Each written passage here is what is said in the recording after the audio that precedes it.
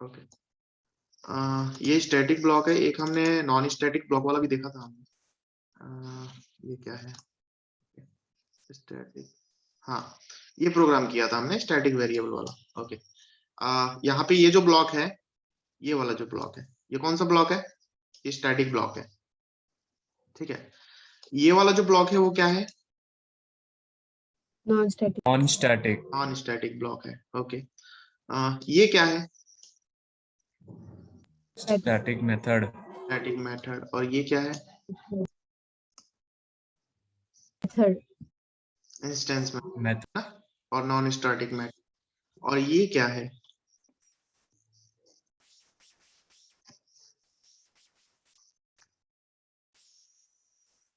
Method. Constructor. Constructor है sir. Constructor. Okay, तो यहाँ पे क्या है, जैसे ही मैंने इसका ऑब्जेक्ट बनाया, ठीक है, ये ऑब्जेक्ट बनाया मैंने, ठीक है, तो ऑब्जेक्ट बनाते वक्त ही क्या होगा, देखो, ऑब्जेक्ट जैसे ही ऑब्जेक्ट बनाया, ऑब्जेक्ट बनाते वक्त क्या हुआ कि जो है अच्छा, पहले हम ऑब्जेक्ट नहीं बनाते हैं, ठीक है, ठीक है, ये कमेंट कर दिया, पहले ऑब्जेक्ट नहीं बनाते हैं, बिना ऑब्जेक्ट बना के हम रन करते हैं, तो क्या होगा, सबसे पहले जो है स्टैटिक ब्लॉक जो है इनिशियलाइज हो जाएगा। ठीक है, यानी स्टैटिक ब्लॉक जो है क्लास के लोड होते वक्त ही स्टैटिक ब्लॉक जो है इनिशियलाइज हो जाता है। क्लियर है? ठीक है, क्योंकि स्टैटिक जो वर्ड है ना, static is related to class, है ना। अगर स्टैटिक मेथड की बात करें तो वो क्लास लेवल का मेथड है। स्टैटिक वेरिएबल की बात करें तो वो तो क्लास के टाइम पे ही इनिशियलाइज हो जाता है ना, क्लास के टाइम पे इनिशियलाइज हो जाता है। जैसे ये static int x is equal to 0 है ना, जैसे मान लो इसको 10 कर लो, ठीक है, और इस x को स्टैटिक ब्लॉक में ही मान लो प्रिंट करा देते हैं, ठीक है, this out and like x, है ना। अब हमने कोई ऑब्जेक्ट कोई बनाया नहीं है, इसको रन करते हैं एंड देखो this is static block and ये x भी प्रिंट हो गया। इसका मतलब ये है कि x जो है क्लास लोडिंग टाइम पे ही इनिशियलाइज हो गया। क्यों इनिशियलाइज हो गया? क्योंकि ये स्टैटिक है। ठीक है, क्लास लोडिंग टाइम पे ही इनिशियलाइज हो गया क्योंकि ये स्टैटिक है। भाई हम a को यूज नहीं कर सकते, इस a को यूज नहीं कर सकते, देखो a को यूज नहीं कर सकते। वेट 1 मिनट, अगर मैं इस a को यूज करना चाहूँ तो इस a को यूज नहीं कर सकता। ठीक है, इस a को यूज नहीं कर सकता। भाई क्यों? क्योंकि यहाँ पे एक इंस्टेंस बनाना पड़ेगा हमको। चलो एक इंस्टेंस बना के देख लेते हैं। लेट्स सी, यहाँ पे अगर ज्यादा कॉम्प्लिकेटेड नहीं करते हैं, लेकिन मैं एक एग्जांपल के तौर पे obj.x.a, ठीक है, अब देखो क्या होगा। सबसे पहले यहाँ पे कोई ऑब्जेक्ट नहीं है, ठीक है, हमारा जो प्रोग्राम है जैसे ही रन होगा तो सबसे पहले क्या होगा, भाई बताओ सबसे पहले क्या होगा? Public static void main check करें। पब्लिक स्टैटिक वॉइड मेन में कुछ नहीं है, सबसे पहले क्लास लोड होगा, है ना। क्लास लोड होते वक्त चेक होगा कि भाई कि कोई स्टैटिक चीज है क्या इस पूरे क्लास में। तो भाई पहले स्टैटिक ब्लॉक आता है ना, स्टैटिक वेरिएबल भी आता है। तो भाई स्टैटिक वेरिएबल इनिशियलाइज हो जाएगा सबसे पहले एंड देन उसके बाद स्टैटिक ब्लॉक चेक करेगा कि क्या स्टैटिक ब्लॉक जो है स्टैटिक ब्लॉक जो है वो है क्या। अगर स्टैटिक ब्लॉक है तो स्टैटिक ब्लॉक भी कॉल हो जाएगा। ठीक है, अब देखो this is non static block. Okay, जैसे ही हमने ये ऑब्जेक्ट बनाया ना तो ये नॉन स्टैटिक ब्लॉक भी कॉल हो गया। इसको अभी इग्नोर करते हैं, ठीक है, इसको अभी इग्नोर करते हैं। Okay, and sir static method कैसे क्या है? स्टैटिक मेथड इसको भी कर लेते हैं, रुक।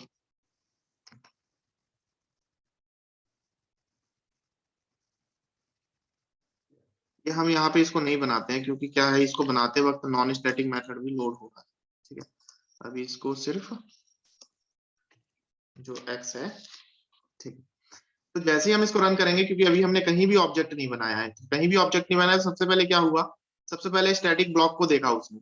ठीक है, स्टैटिक ब्लॉक देखा, स्टैटिक जो है वेरिएबल देखा उसने, स्टैटिक वेरिएबल जो है इनिशियलाइज कर दिया एंड देन उसके बाद स्टैटिक ब्लॉक देखा उसने। स्टैटिक ब्लॉक के अंदर जैसे ही हुआ, जो स्टैटिक ब्लॉक के अंदर this is static block print हो गया एंड देन x की वैल्यू जो है 10, भाई 10 इनिशियलाइज होगी पहले, क्लास लेवल टाइम पे ही इनिशियलाइज हो जाएगा एंड देन यहाँ पे हमने जो कमांड दिया प्रिंट होने का वो हो जाएगा। ठीक है। स्टैटिक मेथड जो है, स्टैटिक मेथड को जब तक हम कॉल नहीं करेंगे तब तक वो कॉल नहीं होगा। क्लियर है? जब तक हम स्टैटिक मेथड को कॉल नहीं करेंगे जब तक वो कॉल नहीं होगा। तो स्टैटिक मेथड को कॉल करने के लिए भाई हम स्टैटिक मेथड को कैसे कॉल करते हैं? स्टैटिक मेथड को कॉल हम क्लास के नेम के साथ कर सकते हैं ना। स्टैटिक मेथड को हाँ। हमने पढ़ा था, स्टैटिक मेथड को हम कॉल क्लास के नेम के साथ कर सकते हैं। तो हमने स्टैटिक ब्लॉक में ही हमने कॉल कर दिया ताकि जो है स्टैटिक, क्योंकि ऑब्जेक्ट बनाने से पहले स्टैटिक ब्लॉक ही हमारा एग्जीक्यूट हो रहा है ना, तो हम स्टैटिक ब्लॉक में ही हमने इसको कॉल कर दिया। तो लेट्स सी क्या होता है कि this is static block and then 10 and this is static method. तो कुल मिला के ये है कि स्टैटिक ब्लॉक जो है ना at class level, class loading time पे ही एग्जीक्यूट हो जाता है। ठीक है। अगर मान लो, हटा देते हैं, ठीक है, मान लो हमने एक ऑब्जेक्ट बनाया अपने क्लास का, static variable, object is equal to new static variable, and जैसे ही हमने ऑब्जेक्ट बनाया, ऑब्जेक्ट बनाते वक्त क्या हुआ, अब देखते हैं ऑब्जेक्ट बनाते वक्त क्या हुआ कि भाई सबसे पहले तो स्टैटिक ब्लॉक जो है वो एग्जीक्यूट होगा। उसके बाद जो नॉन स्टैटिक ऑब्जेक्ट बनाते वक्त थी, नॉन ऑब्जेक्ट बनाते वक्त थी नॉन स्टैटिक ब्लॉक, ये, ठीक है, ये दिख रहा है, ये वाला नॉन स्टैटिक ब्लॉक, ठीक है, नॉन स्टैटिक ब्लॉक ये वाला, दिस वन, ठीक है, ये नॉन स्टैटिक ब्लॉक जो है ये एग्जीक्यूट होगा। ओके, एंड देन उसके बाद जो है क्या क्या होगा, उसके बाद कंस्ट्रक्टर कॉल होगा। ठीक है, ऑब्जेक्ट बनाते वक्त क्या क्या होगा, सबसे पहले स्टैटिक होगा, and then non static block होगा, एंड देन कंस्ट्रक्टर होगा। कोई डाउट इसमें? तो सर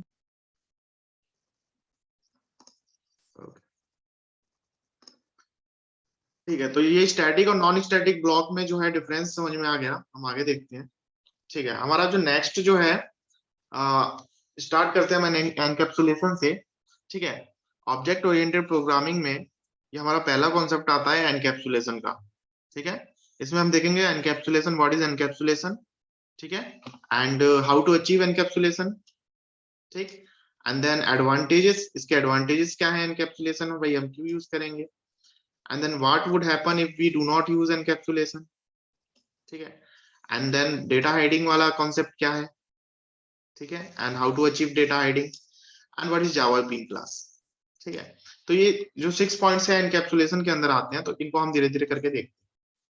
भाई अब एनकैप्सुलेशन क्या बोलता है कि encapsulation is the process of, समझो एनकैप्सुलेशन, देखो एक चीज, ये देखो, ये पहली लाइन देख लो पहले, encapsulation is the process of combining data and code into a single unit of a class. ठीक है, ये जैसे हमारे पास डेटा एंड कोड का क्या मतलब हुआ भाई, डेटा एंड कोड का क्या मतलब हुआ, डेटा एंड मेथड्स मान लो, जो डेटा है ना, कोड जो डेटा है, ठीक है, डेटा जो है हमारा, डेटा मतलब क्या भाई, डेटा मतलब क्या, वेरिएबल्स। हम डेटा किस में स्टोर करते हैं, वेरिएबल्स में करते हैं ना। तो जो यस एनकैप्सुलेशन है उसमें जो डेटा है हमारे पास, दैट मींस वेरिएबल्स, और जो पूरा कोड है उसको एक सिंगल यूनिट में, एक उसको एक बाइंड कर देता है, कंबाइन कर देता है। ठीक है, दैट इज एनकैप्सुलेशन। ठीक है, जैसे मान के चलो कि हमारे पास क्या है, एक पूरा क्लास है। ठीक है, एक पूरा क्लास है और उस क्लास के अंदर वेरिएबल्स एंड मेथड्स हैं। ठीक है, तो वो वेरिएबल्स और मेथड्स जो है वो एक दूसरे से बाइंड हो जाएंगे, कंबाइन हो जाएंगे, कि भाई मेथड्स जो है वो according to the variable work करेगा, या वेरिएबल जो है according to the method work करेगा। तो that is combining of data and code. ठीक है, एक दूसरे पे डिपेंड रहेंगे। दूसरी चीज क्या होगा कि एनकैप्सुलेटेड क्लास जो है ना, दैट इज सिक्योर्ड क्लास है ना, सिक्योर है ये, इसको कोई दूसरा यूज नहीं कर सकता। इस क्लास को भाई, क्योंकि ये कैप्सूल है, इस क्लास को दूसरा कोई यूज नहीं कर सकता, क्योंकि ये कंबाइन हो चुके हैं भाई, इनको अलग अलग कैसे करोगे आप, ये तो कंबाइन हो चुके हैं। ठीक है, तो अभी देखो क्या है कि देखो पहले हम प्रोग्रामेटिकली एक देख लेते हैं, यूनिट 7 जो है,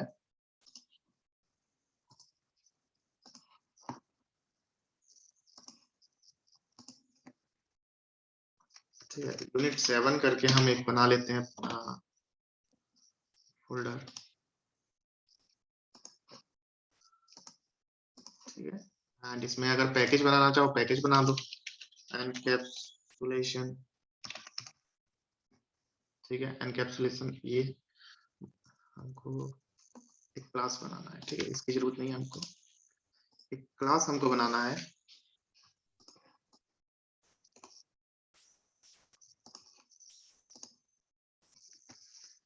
एंड क्लास इज लाइक हम नाम दे देते हैं एनकैप्सुलेशन, एनकैप्सुलेटेड नाम दे देते हैं। एंड मेन मेथड बना लो चाहे मत बनाओ, ये मेन मेथड बना लेते हैं, ठीक है। अब देखो यहाँ पे क्या है कि हमको जो है डेटा जो है एंड कोड को बाइंड करना है, कंबाइन करना है ना, एक दूसरे से करना है। तो अभी लेट्स सी इसमें हम वर्क नहीं करते हैं, ठीक है, इसमें हम वर्क नहीं करते हैं, एक दूसरी क्लास ले लेते हैं, ठीक है, यहाँ ले लो चाहे ऊपर ले लो, कोई इशू नहीं है। तो हम एक क्लास ले लेते हैं, क्लास अगर मान के चलो कि एक एम्प्लॉय करके EMPLOY एम्प्लॉय करके क्लास ले लेते हैं, ठीक है। अब उस क्लास के अंदर जो है हम डेटा मेंबर्स लेते हैं, डेटा मेंबर्स जल्दी बताओ, वेरिएबल्स, ठीक है। int emp id employee id and string employee name, ठीक है। मैं कैमल केस यूज कर रहा हूँ, है ना, क्योंकि मैं दो वर्ड यूज कर रहा हूँ, एम्प्लॉय इसे employ and that is name. तो भाई कैमल केस हमको कॉन्सेप्ट वाला कन्वेंशन यूज करना है। And employ ID employ name ले लो, एंड एम्प्लॉय एक हमको एम्प्लॉय एड्रेस भी ले लेते हैं, ठीक है, string employ ADDR address, okay, ठीक है, 3 काफी है। अब मान के चलो क्योंकि ये क्या है, डिफॉल्ट है, ठीक है, डिफॉल्ट है, इसमें हमने कोई भी जो है एसएस मॉडिफायर्स यूज नहीं किए हैं, दैट इज डिफॉल्ट। तो अगर मुझे इनको एसेस करना है तो मैं इनको इजीली कहीं भी एसेस कर सकता हूँ, लाइक इस पब्लिक क्लास के अंदर भी एसेस कर सकता हूँ, है ना। कैसे एसेस करूंगा भाई, एम्प्लॉय क्लास का एक ऑब्जेक्ट बनाऊंगा, एम्प्लॉय क्लास का एक ऑब्जेक्ट बनाऊंगा एंड इस ऑब्जेक्ट के रेफरेंस से obj डॉट मैं कॉल कर लूंगा किसको, एम्प्लॉय नेम को, मान लो एम्प्लॉय नेम को कॉल किया, ठीक है। एंड देन इसका जो है मैंने वैल्यू स्टोर कर दिया, दैट इज मोहन, ठीक है। अब क्या किया मैंने कि एम्प्लॉय नेम में जो है ना, मैंने एम्प्लॉय नेम में इसका नेम सेट कर दिया, क्या सेट कर दिया, मोहन। तो जैसे ही मैं प्रिंट करूंगा, जैसे ही मैं प्रिंट करूंगा, क्या प्रिंट करूंगा, ऑब्जेक्ट ऑफ ई नेम, है ना, ई नेम प्रिंट करूंगा जैसे ही, तो भाई क्या प्रिंट होगा, मोहन प्रिंट होगा। तो भाई ये क्या, ये सिक्योर है, ये सिक्योर नहीं है भाई, इजीली ये इस क्लास के मेंबर्स हम इजीली इसमें यूज कर पा रहे हैं, दैट इज, है ना, ये सिक्योर नहीं है, इजीली डायरेक्ट यूज कर रहे हैं ना हम इसको, देखो डायरेक्ट हम ई नेम डायरेक्ट यूज कर रहे हैं। तो इसको बचाने के लिए क्या करना है भाई, है ना, डायरेक्ट यूज कर रहे हैं, डायरेक्ट यूज से बचाओ भाई, ऐसे डायरेक्ट यूज नहीं करना है आपको भाई, हमारे हाथ में, हमारे कंट्रोल में होना चाहिए कि हम इसका एक्सेस दूसरे क्लास को दें कि नहीं दें, ठीक है, वो चीज हमारे कंट्रोल में होना चाहिए। तो दैट इज एनकैप्सुलेशन। अब क्या करेंगे इसको अचीव करने के लिए कि हम इसके मेंबर्स को भाई प्राइवेट कर देंगे। जैसे ही हमने प्राइवेट किया तो क्या होगा, जैसे ही हमने प्राइवेट किया तो क्या होगा कि इस क्लास के मेंबर्स, इस क्लास के डेटा मेंबर्स को हम दूसरे क्लास में यूज नहीं कर सकते। ये देखो एरर आ गया error, change the visibility of the E name, हमें इसकी विजिबिलिटी चेंज करनी है ना, ठीक है। तो हम इसको डायरेक्ट एक्सेस नहीं कर सकते, ठीक है। तो यहाँ पे इसको हमने क्या कर दिया, सिक्योर कर दिया भाई, हमने इसको लॉक कर दिया भाई, अब इसको डायरेक्ट यूज नहीं कर सकते आप, हम इतनी जो है एक्सेसिबिलिटी नहीं दे सकते कि आप डायरेक्ट यूज करो। तो इसके लिए क्या होगा, इसके लिए 2 चीजें होती हैं, ठीक है। अभी लेट्स सी एक चीज, पहली चीज देख लेते हैं, इसके लिए कंस्ट्रक्टर होता है, ठीक है। अब इसको इनिशियलाइज करना है हमको, भाई इनिशियलाइज कैसे करते हैं, जल्दी से मुझे बेस बता दो इनिशियलाइजेशन की, हम इनको इनिशियलाइज कैसे कर सकते हैं।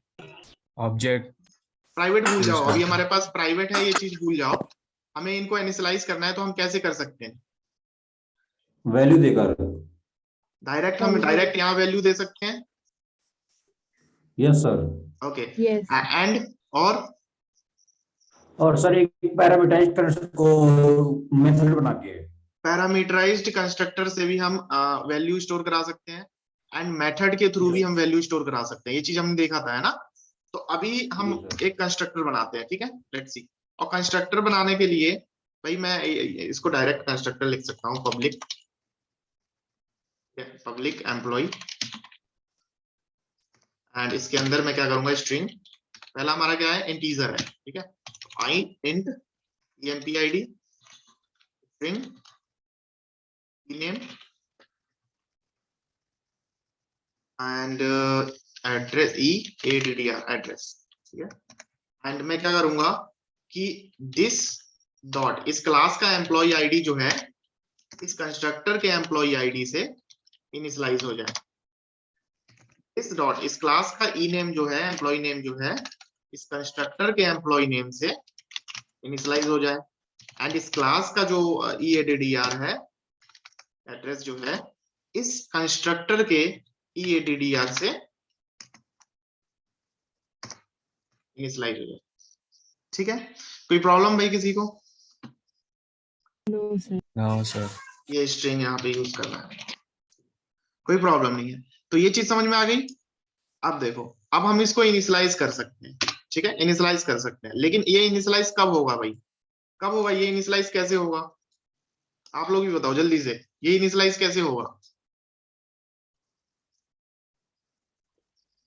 भाई? Constructor Public. कब काम करता है, ऑब्जेक्ट से क्रिएट करके। ऑब्जेक्ट क्रिएट करके। तो यहाँ पे जो हमने ऑब्जेक्ट बनाया ना, क्योंकि अब हमारे पास कोई डिफॉल्ट कंस्ट्रक्टर नहीं है, कोई डिफॉल्ट कंस्ट्रक्टर है क्या यहाँ पे? नहीं है। डिफॉल्ट कंस्ट्रक्टर कंस्ट्रक्टर कब होता है, जब हम क्लास को कंस्ट्रक्टर प्रोवाइड ना करें, तब कंपाइलर इसको डिफॉल्ट कंस्ट्रक्टर दे देता है। लेकिन अभी हमने क्या किया कि इस क्लास को एक कंस्ट्रक्टर प्रोवाइड करा दिया, तो यहाँ पे डिफॉल्ट कंस्ट्रक्टर वर्क करेगा क्या?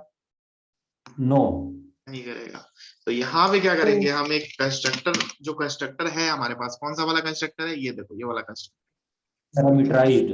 तो इसमें वैल्यू जो है स्टोर हो गया ऑटोमेटिक, इसने वैल्यू जो है, जो डिफॉल्ट वैल्यूज होती हैं वो ऑटोमेटिक इसने ले लिया, लेकिन हमको डिफॉल्ट नहीं चाहिए। लाइक एम्प्लॉय आईडी मान के चलो, पहला एम्प्लॉय है 1, एंड एम्प्लॉय नेम जो है स्ट्रिंग में है, तो डबल उसमें लेना पड़ेगा, तो हम मोहन। एंड अगेन एड्रेस जो है, एड्रेस भी हमारे पास जो है स्ट्रिंग में है, तो दिल्ली कर दो, ठीक है। अब क्या हुआ कि हमने जो है इसको, इसकी वैल्यू जो है इनिशियलाइज कर दी, इनिशियलाइज कर दी वैल्यू। तो अब इनकी वैल्यू जो है हमने जो इनिशियलाइज की,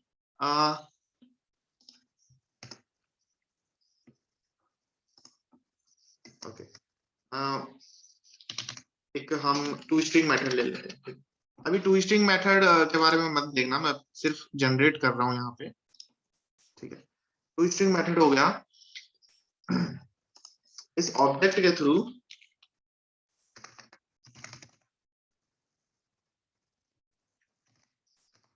ठीक है, हम इसको कॉल करें, रन करते हैं, ठीक है। एम्प्लॉय आईडी क्या दिया था हमने 1, एम्प्लॉय नेम क्या दिया था हमने मोहन, एंड एम्प्लॉय एड्रेस जो है हमने क्या दिया था, दिल्ली, ठीक है। तो क्या हुआ, ये सिर्फ मैंने दिखाने के लिए बनाया है, तो इस पे अभी ध्यान मत देना, इसको हम बाद में देखेंगे। तो हम अभी क्या कर रहे हैं ना, कि ये जो प्राइवेट मेंबर्स है ना, डेटा मेंबर्स, भाई इस प्राइवेट डेटा मेंबर्स में हम फिर से डायरेक्ट वैल्यू स्टोर करा रहे हैं कि नहीं करा रहे हैं, बताओ? डायरेक्ट ही तो करा रहे हैं। ये देखो ना, ये ऑब्जेक्ट में डायरेक्ट वैल्यू स्टोर करा दिया, एंड देन इस कंस्ट्रक्टर ने इसमें डायरेक्ट स्टोर करा दिया, ठीक है। तो यहाँ पे भी जो है हम इस कंस्ट्रक्टर का यूज कर सकते हैं इनमें वैल्यू इनिशियलाइज करने के लिए, ठीक है। हम कंस्ट्रक्टर का यूज कर सकते हैं इनमें वैल्यू इनिशियलाइज करने के लिए, लेकिन हम डायरेक्ट नहीं कर सकते। डायरेक्ट मतलब मैं ऑब्जेक्ट से इन वेरिएबल्स को कॉल नहीं कर सकता। लाइक एम्प्लॉय आईडी में कॉल नहीं कर सकता, ठीक है, एरर आ जाएगा, एम्प्लॉय आईडी को कॉल नहीं कर सकता, ठीक है। तो एक तो वे ये हो गया कि हम डायरेक्ट जो है किससे हम कॉल करा दे, डायरेक्ट जो है हम कंस्ट्रक्टर से इसको कॉल करा दे, ठीक है। एंड यहाँ पे कंस्ट्रक्टर में पैरामीटराइज कंस्ट्रक्टर के अंदर हम लोग वैल्यू प्रोवाइड करा दे, तो एक वे ये हो गया, ओके। सेकंड वे ये है, कंस्ट्रक्टर वाला कॉन्सेप्ट समझ में आ गया? Yes. हाँ सर। इसको यहाँ से हटाते हैं, एंड ये ऑब्जेक्ट भी यहाँ से हटाते हैं, ओके। अब तो दूसरा ये वे है कि भाई हम मेथड्स, हमको मेथड्स जो है ना, मेथड्स के थ्रू भी तो हम वैल्यू इनिशियलाइज करा सकते हैं, बताओ? मेथड्स के थ्रू करा सकते हैं कि नहीं करा सकते? हाँ करा सकते हैं भाई, रिवाइज करो। करा सकते हाँ, लेकिन इनमें क्या होता है कि इनमें जो है गेटर्स एंड सेटर्स होते हैं। यानी अगर हमको समझो, हमारे पास क्या होता है, सेटर्स एंड गेटर्स। सेटर्स क्या करता है, सेटर्स इनमें वैल्यू सेट करता है, एंड गेटर्स क्या काम करता है, गेटर्स अगर हमको कोई वैल्यू फेच करना है तो हम वैल्यू को फेच कर सकते हैं, मतलब हम वैल्यू को वापस देख सकते हैं, गेट कर सकते हैं इनसे। ठीक है, गेट कर सकते हैं, क्योंकि भाई हमने इतनी एक्सेसिबिलिटी नहीं दी कि हम इसमें वैल्यू भी सेट कर सकें direct, employ OBJ is equal to new employ. ठीक है, अगर मैं ऑब्जेक्ट से कॉल करूं किसको भाई, एम्प्लॉय आईडी को, ईएमपी आईडी को, तो ना तो मैं इसमें वैल्यू सेट कर सकता हूं, नहीं कर सकता, और ना मैं अगर मेरे को कंसोल पे object one dot EMP ID दिखाना हो तो ना तो मैं ये कर सकता हूँ। ठीक है, तो ना तो मैं वैल्यू सेट कर सकता हूँ और ना मैं वैल्यू गेट कर सकता हूँ डायरेक्ट। ठीक है, तो उसके लिए क्या बनाया है, उसके लिए बनाया है getters, setters and getters. Setters क्या काम करता है, सेट करता है वैल्यू को इन डेटा मेंबर्स में, और गेटर्स क्या करता है, इनकी वैल्यू गेट करता है। ठीक है, ओके, अब देख लो कैसे करते हैं। हम हमारे पास कितने वेरिएबल्स हैं, 3 वेरिएबल्स हैं। 3 वेरिएबल्स हैं तो तीनों तीनों प्राइवेट है, समझना बात को। 3 वेरिएबल्स हैं, तीनों प्राइवेट वेरिएबल्स हैं, दैट मीन्स हमको तीनों के लिए सेटर्स यूज करना पड़ेगा। ठीक है, एंड तीनों के लिए गेटर्स यूज करना पड़ेगा। ऐसा नहीं कर सकते कि दो के लिए सेटर्स यूज कर लो, ऐसा नहीं कर सकते। ठीक है, अगर हमको तीनों की वैल्यू इनिशियलाइज करानी हो तो हमको तीनों के लिए सेटर्स यूज करना पड़ेगा, और अगर हमको तीनों का वैल्यू गेट करना हो, है ना, देन हमको तीनों वैल्यू के लिए गेटर्स हमको करना पड़ेगा। अब एग्जाम्पल के तौर पे ले लो, सबसे पहले हमको एम्प्लॉय आईडी की वैल्यू सेट करनी है। ठीक है, तो हम क्या करेंगे, हम लिखेंगे सेट। ठीक है, and then control space press जैसे ही करेंगे तो हमारे पास देखो ये जो है ना ऑटोमेटिक इन्होंने जो है दे दिया कि भाई ये देखो, setter for address, setter for employ ID and setter for E name. तो जैसे ही ये देखो सेटर फॉर ई नेम, हमको एम्प्लॉय आईडी का सेटर बनाना है ना, तो सेटर फॉर एम्प्लॉय आईडी ये वाला, हम इस पे क्लिक करेंगे। जैसे ही हम इस पे क्लिक करेंगे ये ऑटोमेटिक इसने सेटर, इस एम्प्लॉय आईडी का सेटर बना दिया।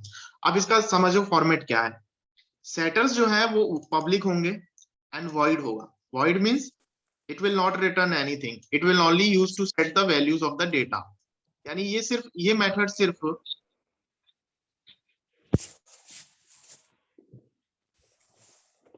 ओके इसका भी टाइम लिमिट खत्म हो रहा है, तो ये क्लास जैसे ही एंड हो तो सेम लिंक पे फिर से ज्वाइन हो जाना है। ठीक है, सब लोगों को, अगर मैं बता नहीं पाऊँ तो सेम लिंक पे ज्वाइन हो जाना, क्योंकि आज मैं सोच रहा हूँ कि एनकैप्सुलेशन पूरा कंप्लीट कर लेते हैं, ज्यादा बड़ा नहीं है कॉन्सेप्ट, यही है जो है जितना मैं बता रहा हूँ।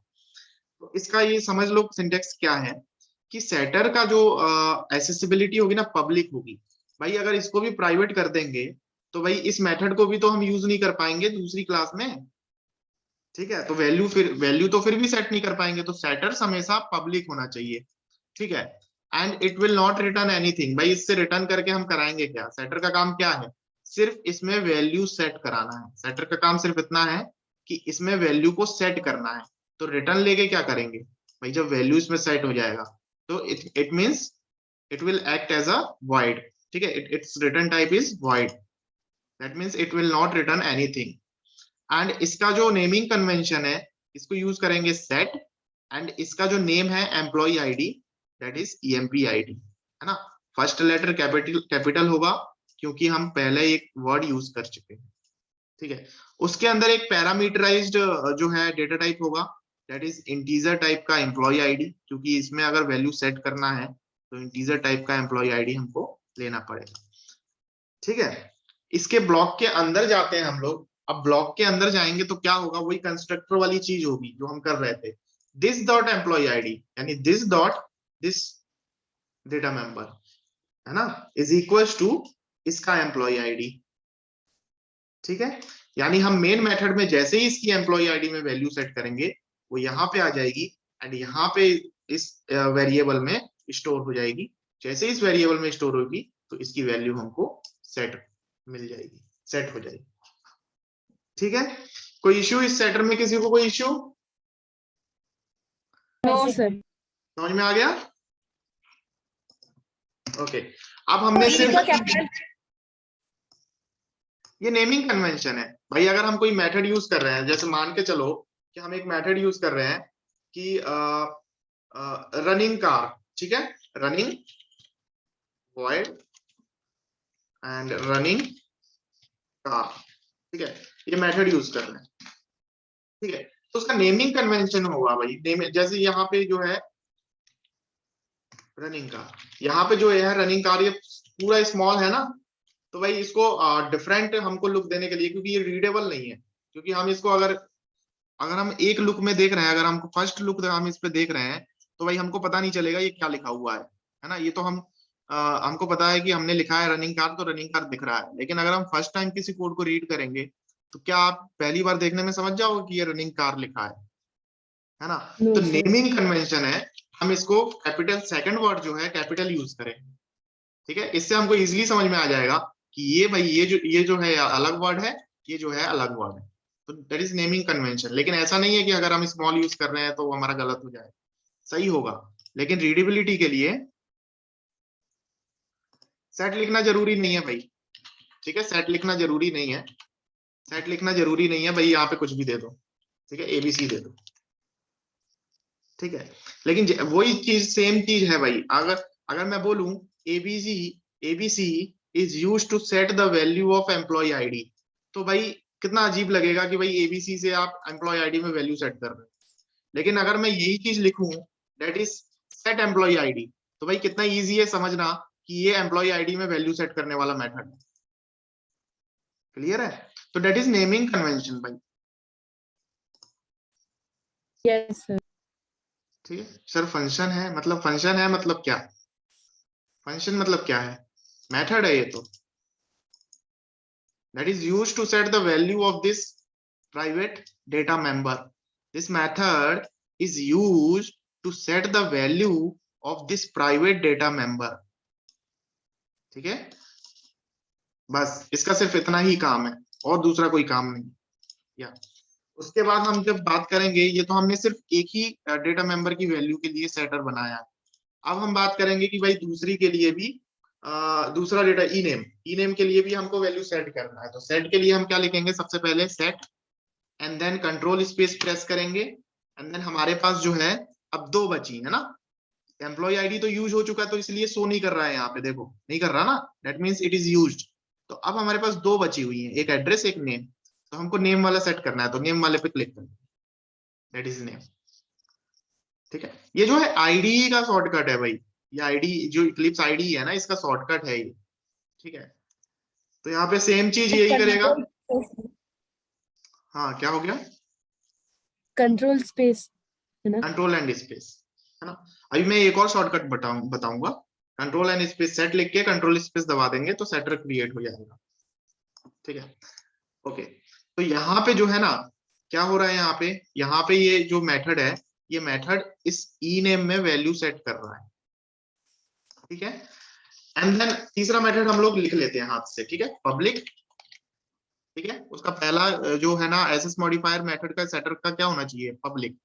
ठीक है, return type should be void, है ना। रिटर्न टाइप हमको रिटर्न में कुछ नहीं चाहिए, क्योंकि हमको सिर्फ वैल्यू सेट करना है, हमको इससे कुछ रिटर्न नहीं लेना। Okay, and then set and then EADDR, EADDR, ठीक है, या फिर EADDR, ठीक है, जो भी आपको EADDR जैसा भी। एंड इसमें हम लिखेंगे किस टाइप का डेटा है ये, इसका डेटा टाइप क्या है, स्ट्रिंग, तो इसके अंदर भी हम देंगे स्ट्रिंग एंड EADDR।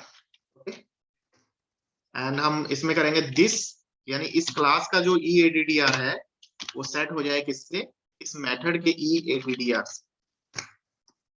क्लियर है? Okay, yes sir. ओके। अब देखो, अभी हमने गेटर्स नहीं बनाया, ठीक है, अभी सिर्फ सेटर्स पे वर्क करते हैं, ये सेटर्स है। ओके, अभी गेटर्स नहीं बनाया हमने, ये सेटर्स पे वर्क कर रहे हैं। अब देखो, हम डायरेक्ट तो एसेस नहीं कर पा रहे थे ना, जैसे हमने ये ऑब्जेक्ट बनाया किस क्लास का, एम्प्लॉय क्लास। ठीक है, एम्प्लॉय क्लास का जो है हमने सेटर बनाया है, ये एम्प्लॉय क्लास जो है ना, एम्प्लॉय क्लास का हमने ऑब्जेक्ट बनाया एंड इस ऑब्जेक्ट के थ्रू हम इसको अगर कॉल करेंगे, ठीक है, like object of object and if we call ये वाला जो वेरिएबल है इसको कॉल करेंगे तो ये कॉल नहीं होगा, इज इक्वल टू अगर इनिशियलाइज करें तो ये इनिशियलाइज नहीं होगा। लेकिन क्यों नहीं होगा? ओके मैं इसको एंड कर रहा हूं एंड सेकंड क्लास ज्वाइन कर लो आप एकदम जल्दी से।